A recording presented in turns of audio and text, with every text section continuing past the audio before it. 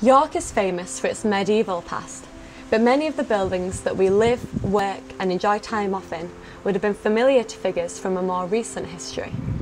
This series of short films looks at health and poverty in the city in the 19th and early 20th century, using photographs and documents from the Explore York archives.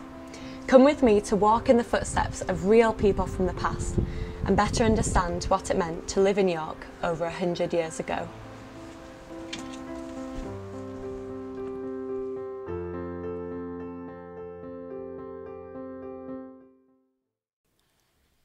Nowadays, this is student accommodation on Huntington Road.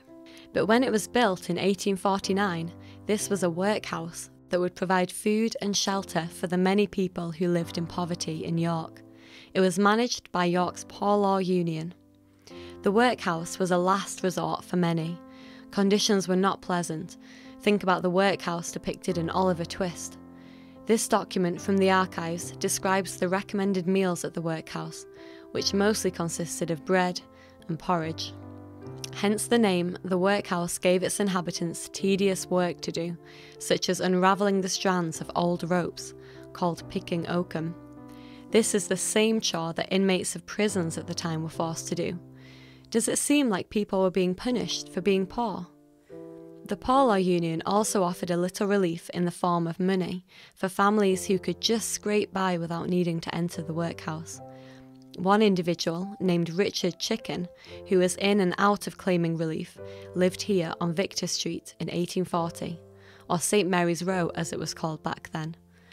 Records show his determined struggle to support his family, at one time working as a teacher, the next as a clerk, but it was often not enough. This poor relief application book shows that the reason for Richard claiming relief in 1842 was that his wife was ill. Perhaps Richard was trying to cover medical expenses, or perhaps his wife had provided an essential income that was now lost. The point is that the Poor Law Union didn't help people to fully recover from poverty. It was only a short-term solution. The Rowntrees, a local family famous for their philanthropy as much as for their chocolate business, were determined to dispel the myth that poverty was self-inflicted.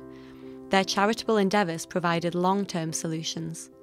One way of breaking the cycle of poverty is through education, helping people to access better paid jobs. With this logic, the Rowntrees established a number of adult schools for men and women. Such a school existed here on Falsgrave Crescent off Burtonstone Lane. This photo shows just how much its construction in 1908 meant. 500 people gathered to watch the laying of its foundation stone. Funds for the school were raised through charity events, such as this children's carnival. The Rowntrees recognised the importance of mental well-being as well. The adult schools movement created sports teams, social clubs, gardening allotments, savings banks and libraries for its students. Here's the Burtonstone Lane Adult School football team in 1919, a year after the First World War, looking pretty proud of themselves.